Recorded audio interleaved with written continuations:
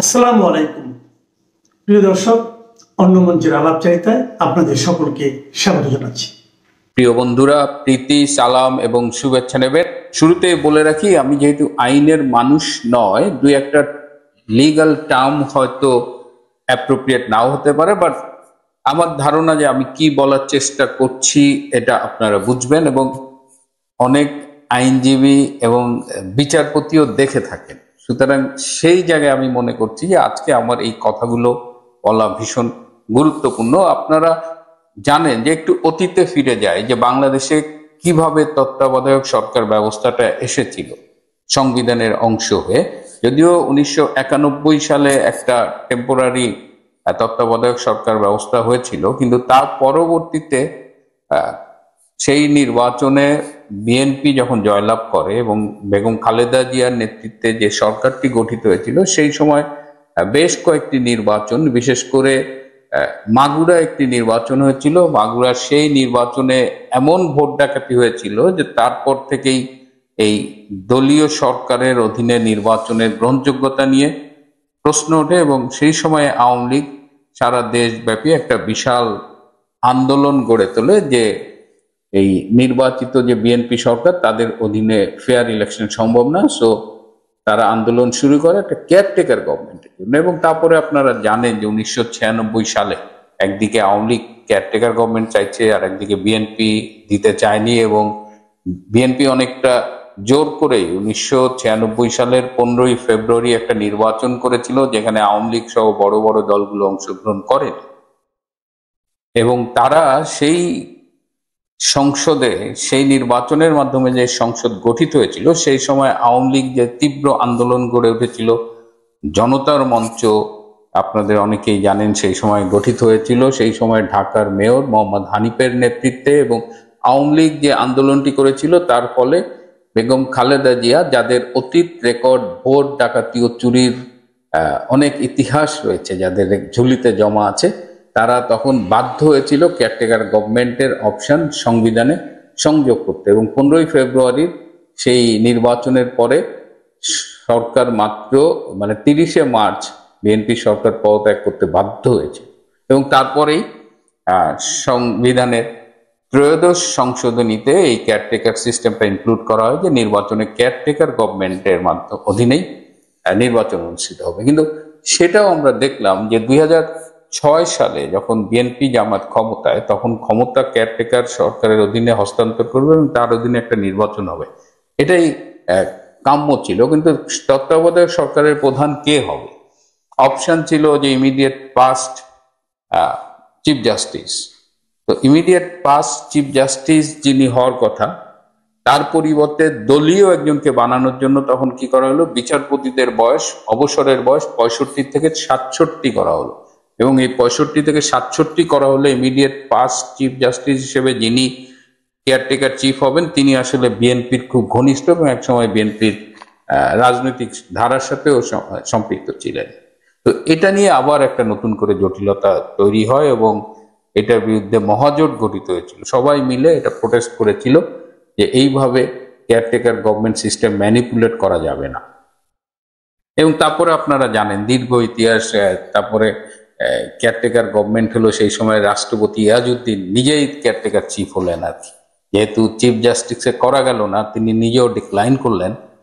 বাকি অপশনগুলো বিবেচনায় না নিয়ে ইয়াজউদ্দিন কেয়ারটেকার গভর্নমেন্টের চিফ হলেন এবং তিনি একটা নির্বাচনের ডেটও ঘোষণা করলেন। তারপরে 111 এলো। সেই ঘটনা জানেন যে আর্মি ব্যাক্ট একটা 111, তারপরে 2008-এর শেষে তার আর্মি ব্যাক্ট 111ও কিন্তু তখনও কিন্তু এই ইউনূস বিহাইন্ড দ্য সিন ছিল। এবং তখনও প্ল্যান ছিল যে খালেদা জিয়া শেখ হাসিনাকে মাইনাস করে -2কে বাস্তবায়ন করে ডক্টর ইউনূসকে ক্ষমতায় আনা হবে। কিন্তু সমস্যা ইউনূস নিজেই তৈরি করেছিলেন। ইউনূস বলেছিলেন যে তিনি এই 6 মাস, 1 বছর, 2 বছরের জন্য না, তাকে 10 বছরের জন্য কেয়ারটেকার চিফ হিসেবে দিতে হবে। তো সেটা আবার সম্ভব হয়নি। তো সেই সময় ডক্টর ইউনূস কিন্তু একটা রাজনৈতিক দল গড়ার চেষ্টা করেছিলেন নাগরিক শক্তি নামে, কিন্তু পাবলিকের রেসপন্স না পেয়ে তিনি মানে কেটে পড়েছিলেন। তো যাই হোক, তারপরে তো বাংলাদেশ দীর্ঘদিন রাজনীতির সবই আপনারা জানেন। এখন এই 2011 সালে হাইকোর্টের আপিল বিভাগের বিচারপতিদের মতামতের ভিত্তিতে ওই ত্রয়োদশ সংশোধনী যে কেয়ারটেকার সিস্টেমটা ইনক্লুড করা ছিল সেটা কিন্তু বাদ দেওয়া হয়েছে। তারপরে শেখ হাসিনার আমলে বাকি নির্বাচন হয়েছে 2014, 18 এবং 23-এ। এগুলো দলীয় সরকারের অধীনে নির্বাচন কমিশন আসলে নির্বাচনটা পরিচালনা করে, তত্ত্বাবধায়ক সরকার ব্যবস্থার বিলুপ্তি হয়েছে। তো গত বছরের 5ই অগস্ট যখন এই রেজিম চেঞ্জ হলো, তখন ডক্টর ইউনূস যখন ক্ষমতা নিল, তখন দেখা গেল যে এই আগস্ট থেকে অক্টোবরে বেশ কয়েকটি রিভিউ আবেদন হলো, যে সেই তত্ত্বাবধায়ক সরকার বাতিল যে করা হয়েছিল 2011-তে, যার ফলে পঞ্চদশ সংশোধনীতে এই বাতিলটা আবার ইনক্লুড করা হয়েছিল যে তত্ত্বাবধায়ক সরকারের অধীনে নির্বাচন হবে না। সেই পঞ্চদশ সংশোধনীর সেই অংশগুলো স্পেশালি কেয়ারটেকার সরকারকে ফিরিয়ে আনার জন্য তারা সেই একটা রিভিউ পিটিশন সাবমিট করেছিল। বদিউল আলম মজুমদার, সুশাসনের জন্য নাগরিক, বিএনপি, জামাত, এরকম 4টে রিভিউ আবেদন জমা পড়ে এবং আপিল ডিভিশন সেটা অ্যাকসেপ্ট করে এবং তার উপরে শুনানি হয় অক্টোবর মাসে, এবং তারা আগামীকাল 20শে নভেম্বর তাদের পর্যবেক্ষণ দেবেন। এখন এই যে পর্যবেক্ষণ দেবেন তারা, এই যারা রিভিউ আবেদন করেছিলেন তারা একটি পক্ষ হলো জামাত, একটি পক্ষ হলো বিএনপি, আর একটি পক্ষ হলো এই যে সুশাসনের জন্য নাগরিক এবং সুশীল কয়েকজন। তো এখন কথা হলো যে বিচারপতিরা রায় দেবেন কিসের ভিত্তিতে? তারা কি এই রিভিউ আবেদন যারা করেছে তাদের আইনজীবীরা যে যুক্তিগুলো তুলে ধরেছেন তার পরিপ্রেক্ষিতে রায় দেবেন, নাকি তারা আইনের বিভিন্ন বাস্তবতা, মানে আইনের ধারা প্রয়োগ করে বাংলাদেশের বাস্তবতা, এবং বাংলাদেশ এখন একটা গভীর সংকটে নিপতিত, এই সংকট থেকে উদ্ধার করবার একটা ঐতিহাসিক সুযোগ সুপ্রিম কোর্টের সামনে এসেছে, সেই বাস্তবতা বিবেচনা করে রায় দেবেন কিনা, এটা এখন একটা $1 মিলিয়ন প্রশ্ন। আমরা মোটামুটি এখন জেনে গেছি যে কেয়ারটেকার গভর্নমেন্ট ফিরে আসবে, এটা আমাদের ধারণা, এবং একটা অসমর্থিত সূত্রে জেনেছি যে আপিল বিভাগের যে 7 জন বিচারপতি রয়েছেন তাদের 4 জন অন্তত চান কেয়ারটেকার সরকার ব্যবস্থাটা ফিরে আসুক, তত্ত্বাবধায়ক সরকারের অধীনে নির্বাচন হোক, আর 3 জন তারা ভিন্ন মত পোষণ করছেন, দে হ্যাভ ডিফারেন্ট সাজেশনস। তো সংখ্যাগরিষ্ঠ মতামতের ভিত্তিতে আমরা আশা করছি যে আগামীকাল যে পর্যবেক্ষণ দেবেন আপিল বিভাগ, সেটি আসলে কেয়ারটেকার গভর্নমেন্টকে ফিরিয়ে আনার যে পক্ষেই যাবে। কিন্তু কথা হলো যে এখন $1 মিলিয়ন প্রশ্ন হলো যে কবে থেকে এই কেয়ারটেকার গভর্নমেন্ট ব্যবস্থাটা ইমপ্লিমেন্ট হবে? এইবারই কি আসন্ন যে সংসদ নির্বাচনটা হবে, ত্রয়োদশ জাতীয় সংসদ নির্বাচন, সেটা কি কেয়ারটেকার সরকারের অধীনে হবে, নাকি পরবর্তীতে চতুর্দশ সংসদ নির্বাচনটি কেয়ারটেকার সরকারের অধীনে হবে? এবং এইটা খুব ভাইটাল একটা বিষয় হয়ে এই মুহূর্তে দাঁড়িয়েছে। যারা রিভিউ আবেদন করেছে, জামাত ইসলাম বলেন বা বিএনপি বলেন, বা এদের সবারই কথা হলো যে এই নির্বাচনটা এই অন্তর্বর্তীকালীন সরকার ডক্টর ইউনূসের অধীনেই হোক, পরবর্তী থেকে কেয়ারটেকার গভর্নমেন্টের সিস্টেমটা ইমপ্লিমেন্ট হোক। কিন্তু এই যে যারা চাইছেন এই ইন্টারিম সরকারের অধীনেই নির্বাচনটা হোক, তারা কিন্তু পলিটিক্যালি বায়াসড। তারা জামাতের পলিটিক্যাল এজেন্ডার পক্ষে, বিএনপির পলিটিক্যাল এজেন্ডার পক্ষে তারা আর্গুমেন্ট প্লেস করেছে। কিন্তু এখন সুপ্রিম কোর্ট, যেটা শুরুতেই বললাম, যে এই দলীয় বায়াসড আর্গুমেন্টের উপরে ভিত্তি করে রায় দেবেন, নাকি ওভারঅল বাংলাদেশের অবস্থা বিবেচনা করে রায় দেবেন? কারণ যে এই যে অগাস্টের যে রেজিম চেঞ্জ হলো, শেখ হাসিনা চলে গেলেন, ডক্টর ইউনূস আসলেন, হাইকোর্ট থেকে একটা রেফারেন্স রাষ্ট্রপতির অনুরোধে যে রেফারেন্সটা নেওয়া হলো, এই সব বিষয়গুলো গোলমেলে এবং এটার বৈধতার সংকট রয়েছে। তারপরে অনেকে বলেন যে এটা ডক্ট্রিন অফ নেসেসিটি, যেহেতু প্রধানমন্ত্রী চলে গেছেন, একটা শূন্যতা তৈরি হয়েছে। যদি ডক্ট্রিন অফ নেসেসিটির কথাও ধরে নেন, তো সংবিধানে তো এই অন্তর্বর্তীকালীন সরকারের কোনো প্রভিশনই নাই, এটা অবৈধ। এবং এখন একটা সুযোগ এসেছে যে আগামী নির্বাচন একটা কেয়ারটেকার গভর্নমেন্টের অধীনে করে এই বর্তমানের অসাংবিধানিক অবৈধ সরকারটাকে সরিয়ে দেওয়া। এবং যদি একটা নতুন সরকারের অধীনে একটা ইনক্লুসিভ নির্বাচন হয়, তাহলে বাংলাদেশ যে আসন্ন একটা গভীর রাজনৈতিক সংকটের দিকে এগিয়ে যাচ্ছে, সেটি থেকে উত্তরণের একটা সুযোগ তৈরি হতে পারে। সুতরাং আমি আশা করব যে আমাদের মাননীয় বিচারপতিগণ তাদের বিচার বিবেচনা বোধ প্রয়োগ করে আইনের প্রতি তাদের যে কমিটমেন্ট সেই জায়গা থেকে তারা একটা রায় দেবেন। এবং এখন তো ডক্ট্রিন অফ নেসেসিটির আর প্রয়োজন নেই, এবং দেশে এমন কোনো দুর্যোগও চলছে না, যুদ্ধ অবস্থাও চলছে না। সুতরাং এখন একটা কেয়ারটেকার সরকারের অধীনে বোধহয় একটা নির্বাচন করা যায়, এবং এই কেয়ারটেকার সরকারের প্রধান কে হবে সেটা নিয়েও একটা আলোচনা বাজারে আছে। এবং অনেকে বলছে যে যদি সবার কাছে গ্রহণযোগ্য কাউকে খুঁজে না পাওয়া যায় তাহলে মাননীয় রাষ্ট্রপতিকে প্রধান করে কেয়ারটেকার গভর্নমেন্ট করা যায় কিনা, এটা নিয়েও কিন্তু একটা আলোচনা আছে। সভাপতি সবাই আগামীকালকের দিকে তাকিয়ে থাকবেন এবং এই ঐতিহাসিক মুহূর্তে আমাদের আপিল বিভাগ তাদের ঐতিহাসিক দায়িত্ব পালন করবেন কিনা, নাকি তারা চলমান সংকটকে আরো গভীরতার সামনে ঠেলে দেবেন, সেটার জন্য আরেকদিন অপেক্ষা করতে হবে। মানবতা বিরোধী অপরাধের মামলায় সাবেক প্রধানমন্ত্রী শেখ হাসিনার বিরুদ্ধে ফাঁসি রায় নিয়ে ব্যাপক প্রতিক্রিয়া দেখা যাচ্ছে আন্তর্জাতিক অঙ্গনে। এই রায় বাংলাদেশে বিভাজন আর সংঘাতকে আরো উস্কে দিতে পারে বলে আশঙ্কা করছে আন্তর্জাতিক বিভিন্ন সংস্থা। আবার বিচার প্রক্রিয়া গুরুতর দুর্বলতার অভিযোগও তুলেছে সংস্থাগুলো। সমালোচনার মিছিলে যোগ দিয়েছে অন্তর্বর্তী সরকারের ঘনিষ্ঠ হিসেবে পরিচিত আন্তর্জাতিক সংস্থাগুলো। হিউম্যান রাইটস ওয়াচের মতো প্রভাবশালী মানবাধিকার সংস্থা শেখ হাসিনাকে বাংলাদেশে প্রত্যর্পণ না করার জন্য ভারতের প্রতি সরাসরি আহ্বান জানিয়েছে। জাতিসংঘ বলছে অভিযুক্তদের অনুপস্থিতিতে বিচার করে মৃত্যুদণ্ড দেওয়ার কারণে আন্তর্জাতিক মান ক্ষুণ্ণ হয়েছে। আবার শেখ হাসিনার মৃত্যুদণ্ডের রায়কে চ্যালেঞ্জ করে জাতিসংঘে যাওয়ার ঘোষণা দিয়েছে ইন্টারন্যাশনাল কাউন্সিল অফ জুরিস্টস। রায় নিয়ে অ্যামনেস্টি ইন্টারন্যাশনালও প্রশ্ন তুলেছে। আরআরএজি তো এই রায়কে রাজনৈতিক প্রহসন বা পলিটিক্যাল ফার্স এবং ন্যায় বিচারের ব্যর্থতা বা মিসক্যারেজ অফ জাস্টিস বলেও আখ্যা দিয়েছে। এমন অবস্থায় শেখ হাসিনার বিরুদ্ধে মামলা এবং দণ্ড আন্তর্জাতিক সম্প্রদায়ের কাছে কতটা গ্রহণযোগ্যতা পেল তা নিয়ে উঠেছে প্রশ্ন।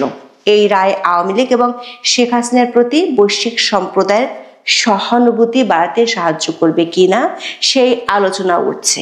এমনকি ওয়াশিংটন ডিসি ভিত্তিক দক্ষিণ এশীয় বিশ্লেষক মাইকেল কুগেলম্যান আশঙ্কা করেছেন এই রায় ভারতকে রাজনৈতিক সুবিধা দিতে পারে আর শেখ হাসিনার রাজনীতিতে ফিরে আসার পথও তৈরি করতে পারে।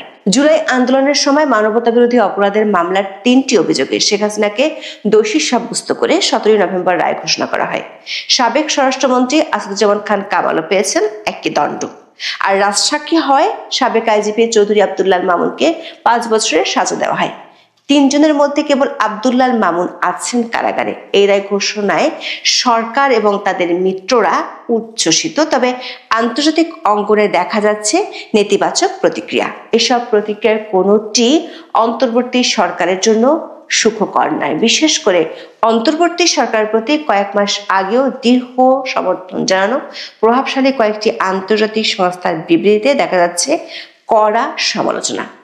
প্রশ্ন তোলা হয়েছে বিচার প্রক্রিয়ার স্বচ্ছতা এবং নিরপেক্ষতা নিয়ে। এই রায়কে প্রতিশোধমূলক বলেও অভিযোগ তোলা হয়েছে। দর্শক, আমাদের হাতে আসা 5টি আন্তর্জাতিক সংস্থার বিবৃতি আমরা পর্যালোচনা করেছি। সেগুলোর বিশদ বিবরণে যাওয়ার আগে এক নজরে এসব সংস্থাগুলোর বিবৃতির মূল পয়েন্টগুলো দেখে নিই। শেখ হাসিনার মৃত্যুদণ্ডের বিপক্ষে সবচেয়ে কঠোর বিবৃতি দেয় হিউম্যান রাইটস ওয়াচ। সাবেক প্রধানমন্ত্রীর অনুপস্থিতিতে বিচার ও মৃত্যুদণ্ড ন্যায্য বিচারের পরিপন্থী বলে সরাসরি অভিযোগ করে সংস্থাটি।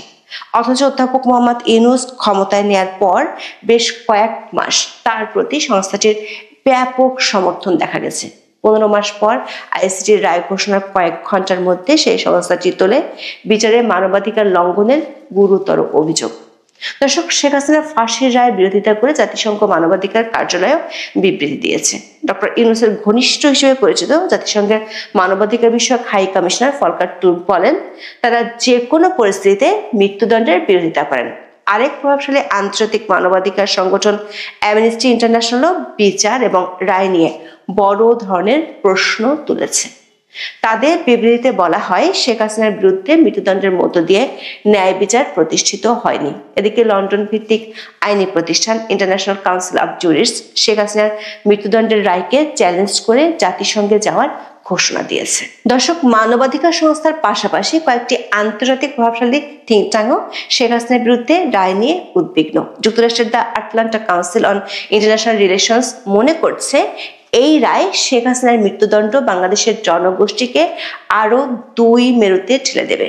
দর্শক, আন্তর্জাতিক এসব নামকরা ও প্রভাবশালী সংস্থার সমালোচনার প্রধান জায়গাটি হলো বিচার প্রক্রিয়ার মৌলিক ত্রুটিসমূহ, বিশেষত আসামির অনুপস্থিতিতে বিচার ও মৃত্যুদণ্ডাদেশ প্রদান। হিউম্যান রাইটস ওয়াচ এবং অ্যামনেস্টি ইন্টারন্যাশনাল দুটো সংগঠনই বলছে, শেখ হাসিনা ও আসাদুজ্জামান খান কামাল উভয়ের অনুপস্থিতিতেই বিচার হয়েছে এবং তাদের পছন্দের আইনজীবী নিয়োগের সুযোগ দেওয়া হয়নি। যদিও রাষ্ট্রপক্ষ আইনজীবী হিসেবে আমির হোসেনকে নিয়োগ করেছিলেন, কিন্তু এই আইনজীবী আসামিদের কাছ থেকে কোনো নির্দেশনা পাননি। সবচেয়ে বড় কথা, আদালত নিযুক্ত এই আইনজীবী প্রসিকিউশনের অভিযোগের বিপরীতে কোনো সাক্ষীও হাজির করেননি। International convention on civil and political রাইটসের 14 নম্বর অনুচ্ছেদ অনুযায়ী অভিযুক্তের মৌখিক শুনানির অধিকার থাকা আবশ্যক, যেখানে তিনি নিজে উপস্থিত থাকতে পারেন বা আইনজীবীর মাধ্যমে প্রতিনিধিত্ব করতে পারেন। জাতিসংঘের মানবাধিকার কার্যালয় বলছে, যখন বিচার অনুপস্থিতিতে পরিচালিত হয় এবং তার ফলস্বরূপ মৃত্যুদণ্ড আসে, তখন আন্তর্জাতিক মানদণ্ড রক্ষা করা নিয়ে প্রশ্ন ওঠে। অ্যামনেস্টি ইন্টারন্যাশনাল বলেছে, এই অনুপস্থিতিতে বিচারের কার্যক্রম নজিরবিহীন দ্রুতগতিতে শেষ করা হয়েছে। প্রথম মামলা থেকে রায় ঘোষণা পর্যন্ত সময় লেগেছে মাত্র 397 দিন। অ্যামনেস্টি এই গতিকে গুরুত্বপূর্ণ ন্যায্য বিচার সংক্রান্ত উদ্বেগ সৃষ্টির কারণ হিসেবে দেখছে। তাদের মতে, এই ধরনের জটিল ও গুরুত্বপূর্ণ মামলায় এমন স্পিড গুরুতর প্রশ্ন সামনে এনেছে।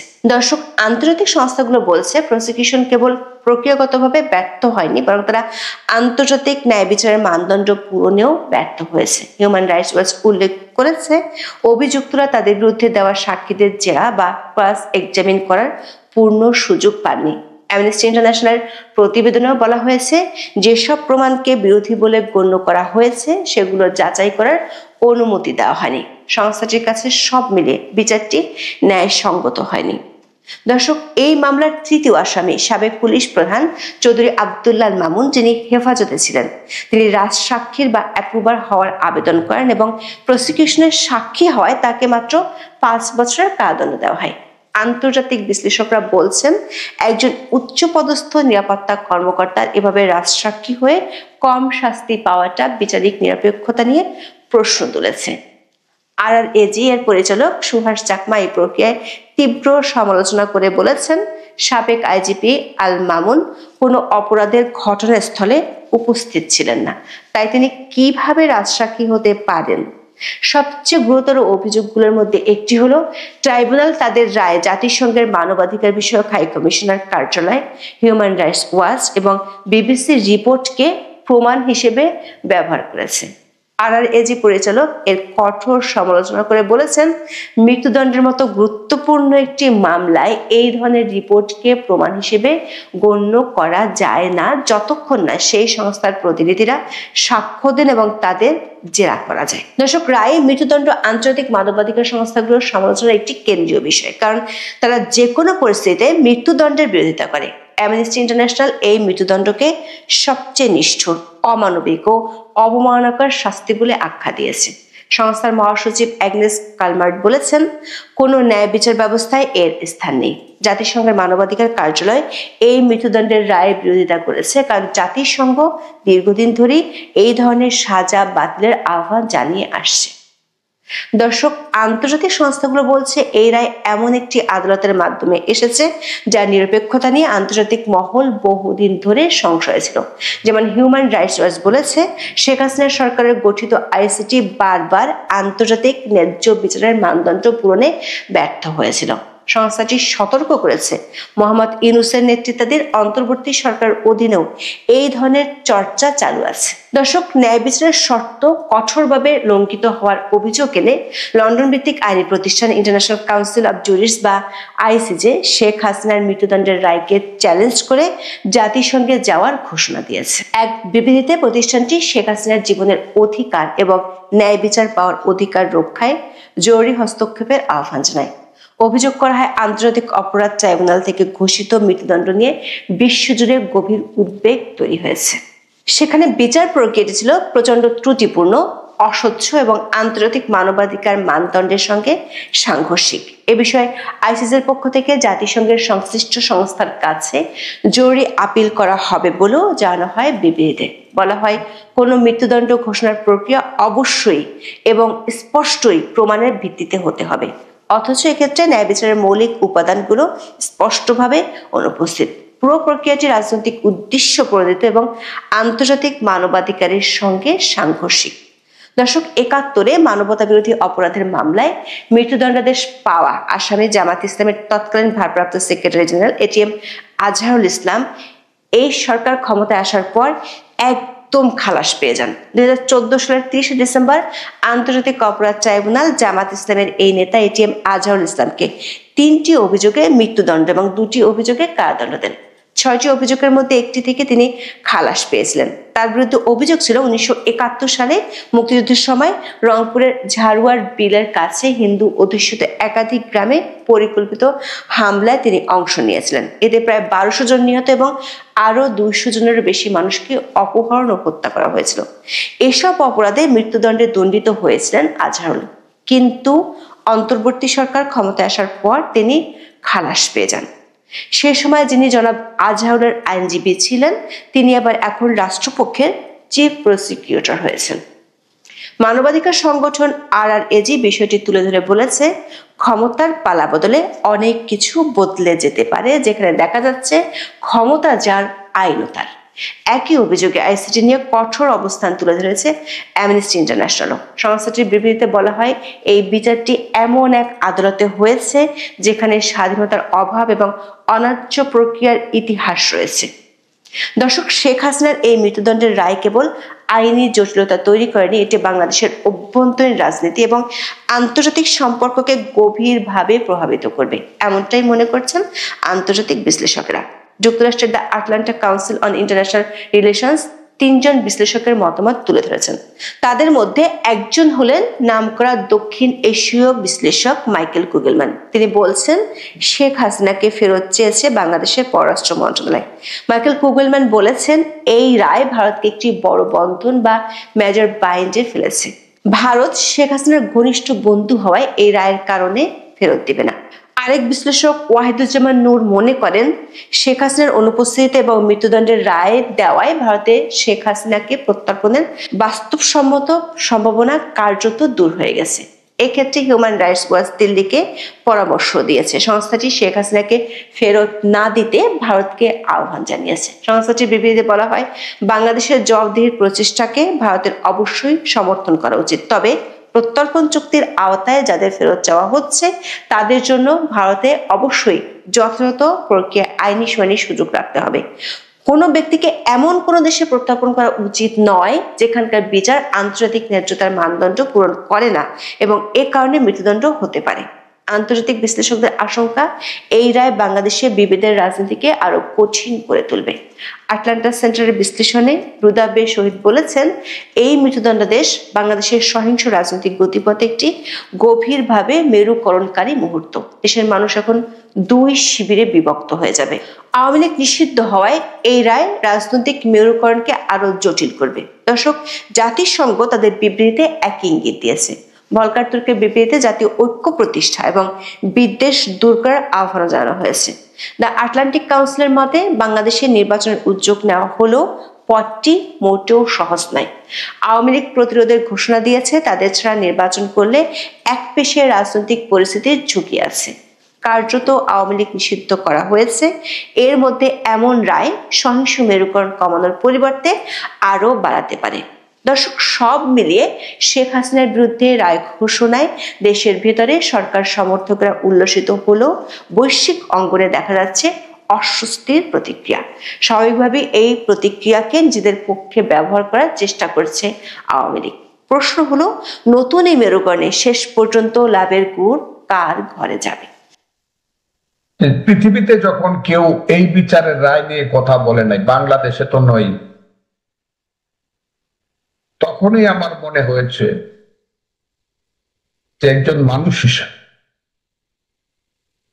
এদেশের একজন সিনিয়র নাগরিক হিসাবে, সর্বোপরি একজন মুক্তিযোদ্ধা হিসাবে, একজন সিনিয়র অ্যাডভোকেট হিসাবে আমি যদি এই রায়টা সম্পর্কে কোনো কথা না বলি, তাহলে আমি বিবেকের কাছে দায়ী থাকি। কারণ আমি জানি এই রায়ের ভবিষ্যৎ কি। ফুটবল খেলার গোল দেখে হাততালি দেওয়া আর রায় শুনে হাততালি দেওয়া তো এক জিনিস নয়। আমার কাছে মনে হয়েছিল গতকালকে এবং প্রতিদিন, এবং যেদিন এই বিচারালয়টা, স্পেশাল ট্রাইব্যুনালটা কনস্টিটিউট হয়, গঠন করা হয়, সেদিনে আমার মনে হয়েছিল এই বিচারালয়ে একমাত্র ৭১-এর রাজাকার আল বদর আল শামস দালাল স্বাধীনতা বিরোধী ছাড়া আর কারো বিচার হওয়া উচিত নয়। এইটা বন্ধ করে দেওয়া উচিত ছিল এবং এটাকে জাদুঘরে পরিণত করা উচিত ছিল।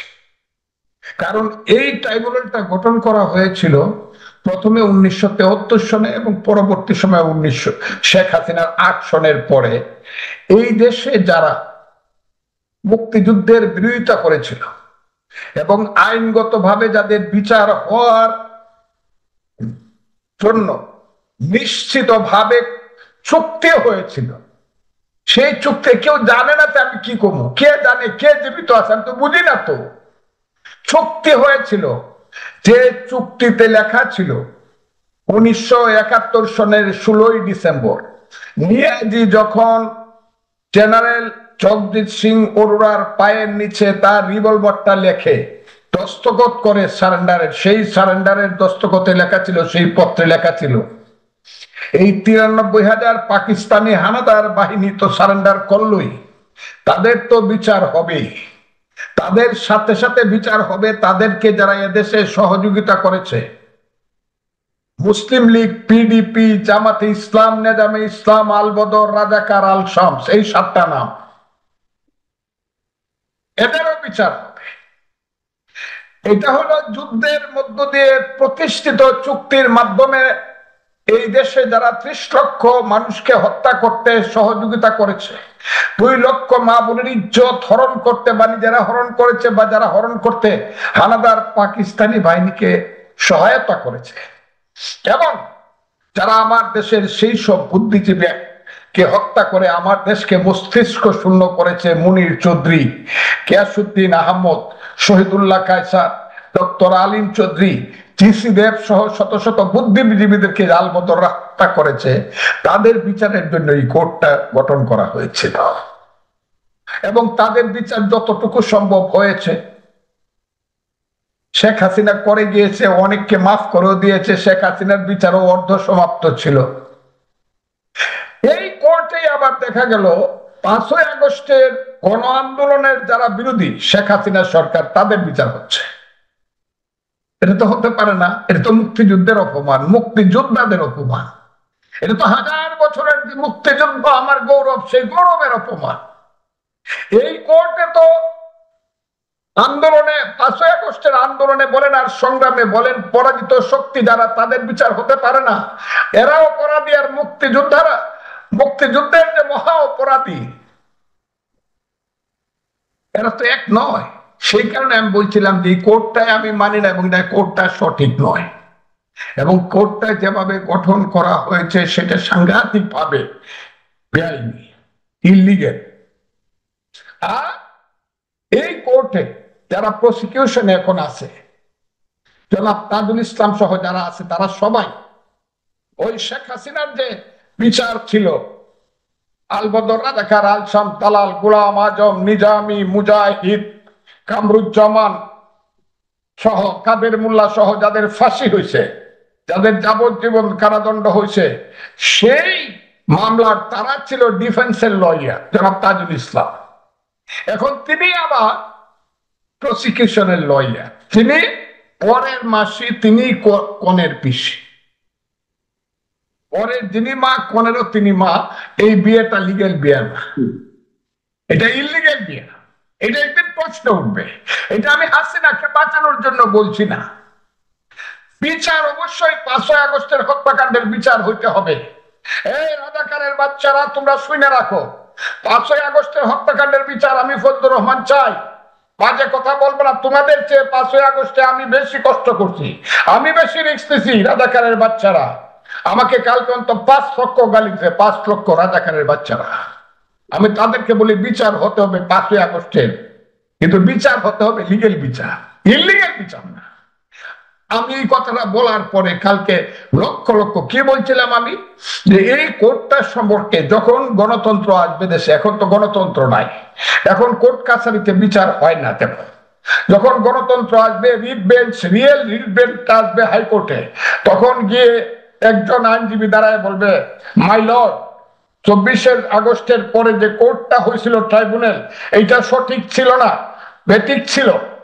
আমি এই ব্যাপারে 102 ধারায় আমি আপনার কাছে কনস্টিটিউশন আমার অধিকারের দাবি করছি। সেই কোর্টটা শুনে অবশ্যই রায় দিবে যে এই কোর্টটা সঠিক ছিল না। আমার কথাটা শুনে 1 মিনিট, এই কোর্টটা সঠিক ছিল না এবং এইটা আবার অ্যাপিলেট ডিভিশন সাপোর্ট করবে। আর সেই কোর্টটা যদি সঠিক না থাকে, এই কোর্টের বিচার তো পরের ব্যাপার, কোর্টে তো সঠিক না। 1 2 হলো, আমি কথাটা বলছিলাম সেই কথাটা আজকে জাতিসংঘ সমর্থন করতেছে।